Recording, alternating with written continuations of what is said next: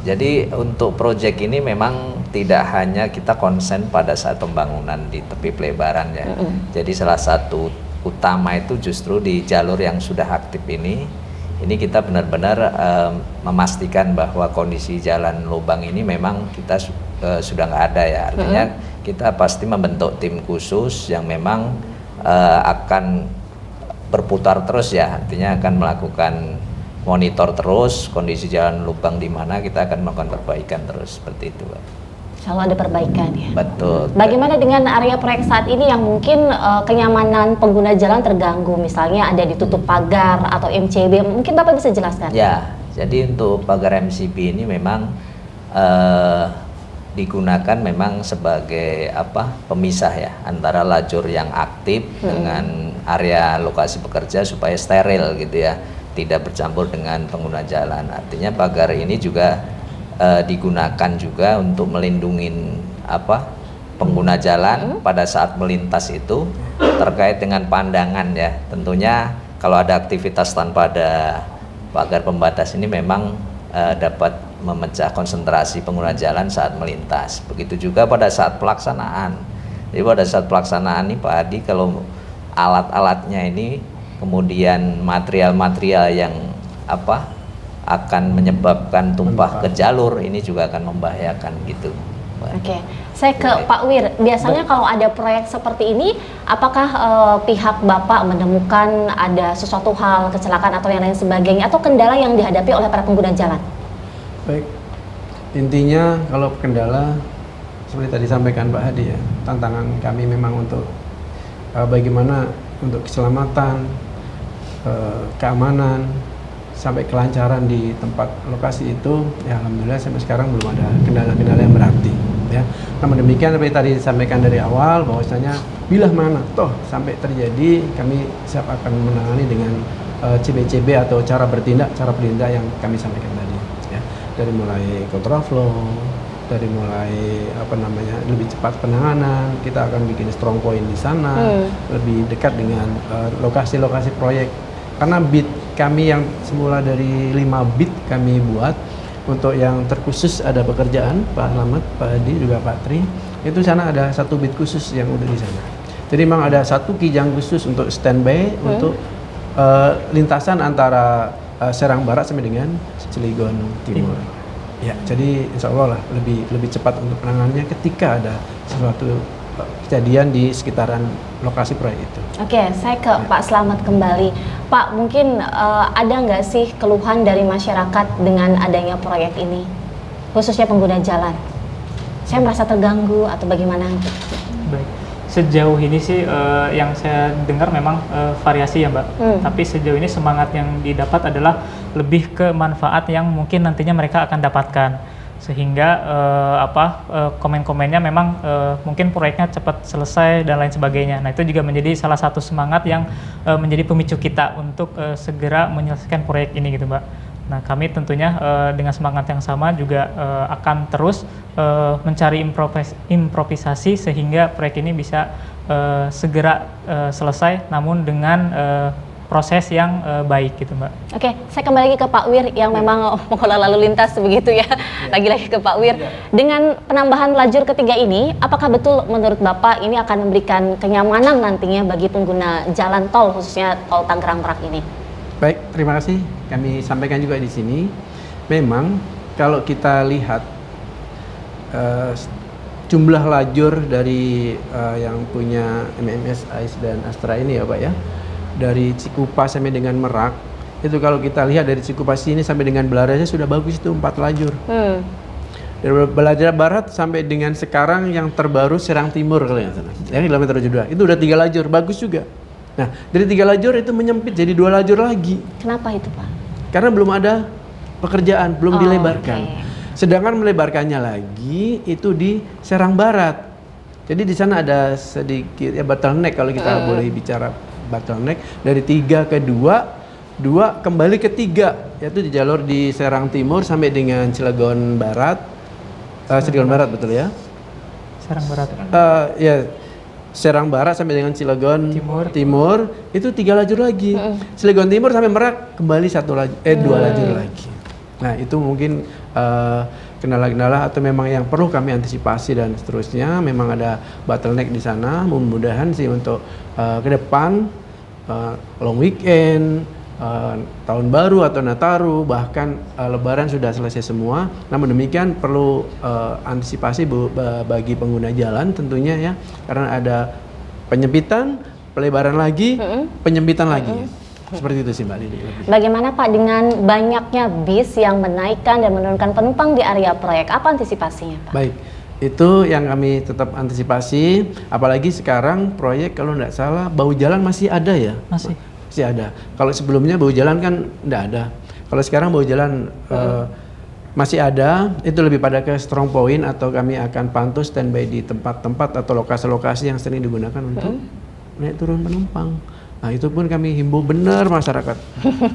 Ya, hendaknya ayolah kerjasama untuk keselamatan kita bersama. Bukan hanya drivernya saja, tapi masyarakatnya. Masyarakatnya ya, juga, ya.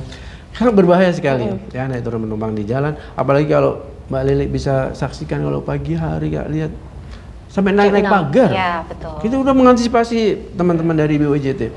Pagar, pancat, kadang ada tangganya juga itu kita suka tarik-tarikan ya, memang tangga itu. Jadi buat tangganya nah, gitu ya. tadi. Ya, Baik. itu juga minta kerjasama dengan masyarakat sekitar untuk ayo mari sama-sama tertib. Baik, saya ke PMC Pak menanggapi bis yang menaik turunkan penumpang itu seperti apa mungkin dari PMC tanggapannya? Tentunya memang ini menjadi isu yang lama ya. Ya. Tentunya bagi kita ya di area khususnya lokasi pelebaran ini tentunya kita akan berupaya lah Mbak untuk meminimalisir lah minimal bahwa pengguna jalan yang akan memberhentikan bis itu kita akan di lokasi-lokasi tersebut kita akan berikan pagar Mbak, pagar sehingga pengguna jalan yang mau naik ini butuh effort dia harus jalan lebih jauh dan sebagainya. Nah ini akan mengurangin lah. Tapi kadang-kadang pagar dibongkar Pak. Ya, pagarnya ini pagar jalan MCD. Okay. Jadi yang memang dimonitor terus sama timnya Pak Hadi ya. Setiap saat dimonitor terus terkait dengan fungsinya. Artinya di sini si pengguna jalan juga pasti agak beda lah dengan kondisi seperti itu karena dia harus meloncat di area lokasi proyek.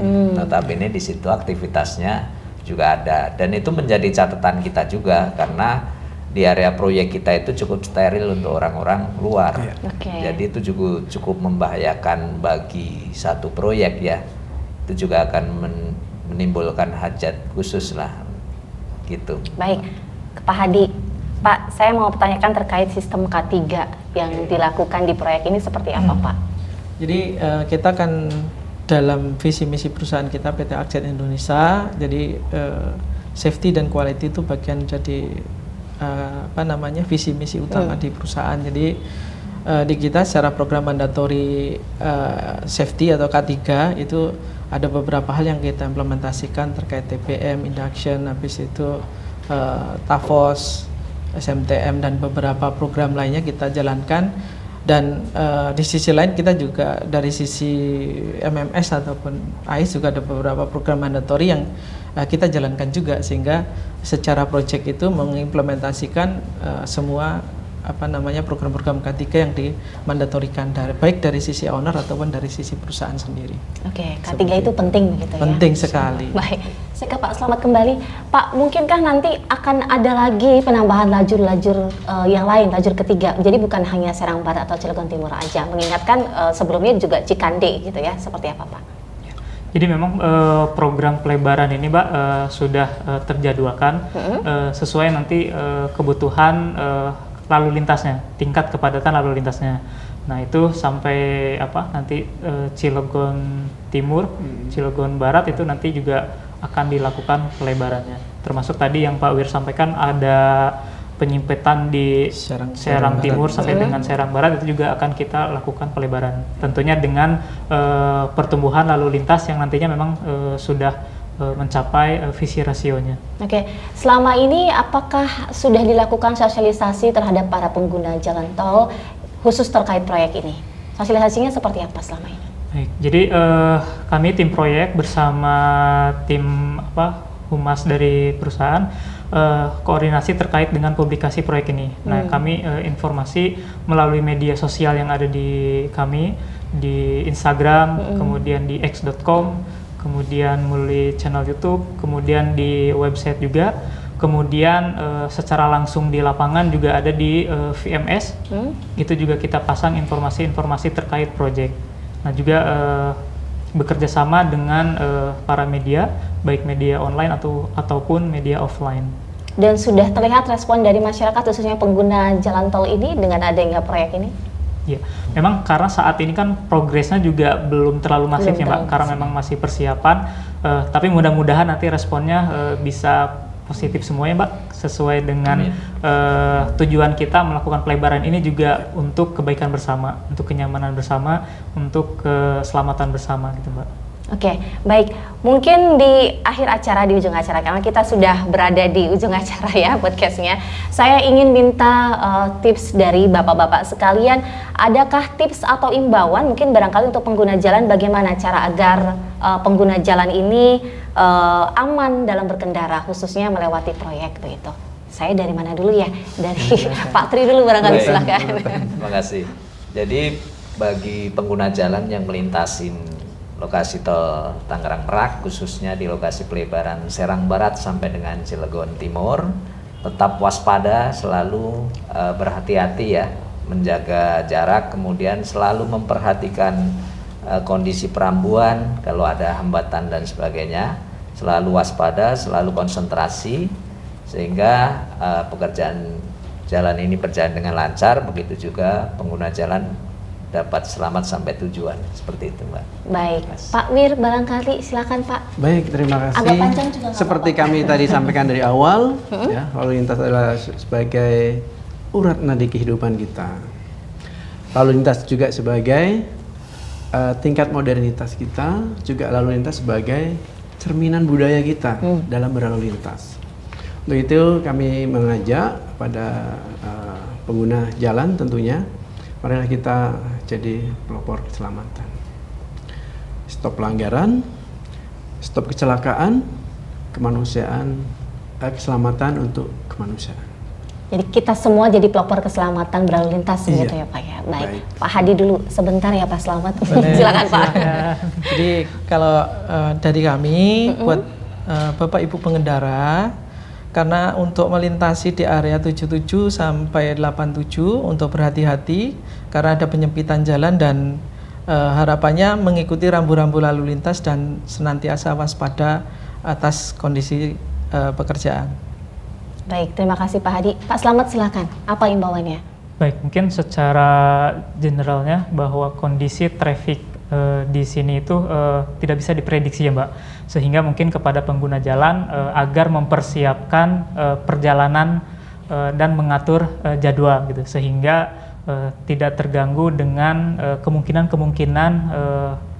permasalahan yang ada di jalan. Nah, selain itu pastinya adalah menjaga kondisi fisik sebelum melakukan perjalanan, karena memang cukup panjang traffic di kita.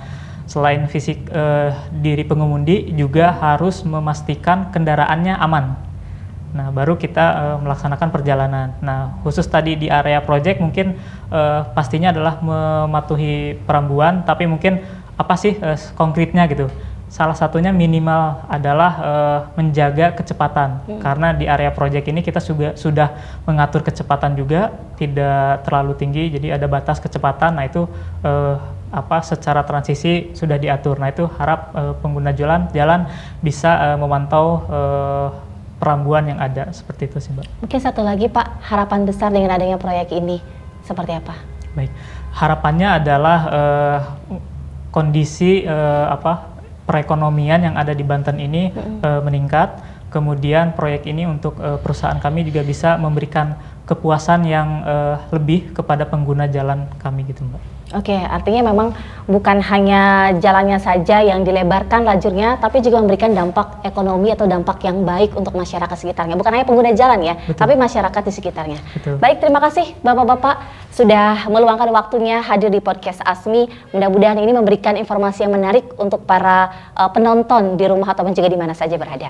Dan pemirsa dan juga penonton, terima kasih banyak. Inilah bincang-bincang kami seputar pelebaran lajur ketiga khususnya atau penambahan lajur ketiga Serang Barat ke Cilegon Timur. Mudah-mudahan ini proyeknya segera selesai dengan estimasi waktu yang sudah ditentukan yakni 12 hingga 13 bulan. Dan tentu saja untuk pengguna jalan kami juga mau mengingatkan kembali untuk mendapatkan informasi layanan seputar ruas tol Tangerang Merak atau menyampaikan tanggapan maupun masukan membangun, silahkan dapat menghubungi Sentral Komunikasi di nomor bebas pulsa 0800 177879 atau 0254 207878 atau juga bisa tulis komentar di media sosial kami ya. Dan terima kasih sudah menyimak podcast Asmi. Sampaikan komentar Anda kira-kira apa tema yang bisa diangkat nantinya untuk episode mendatang.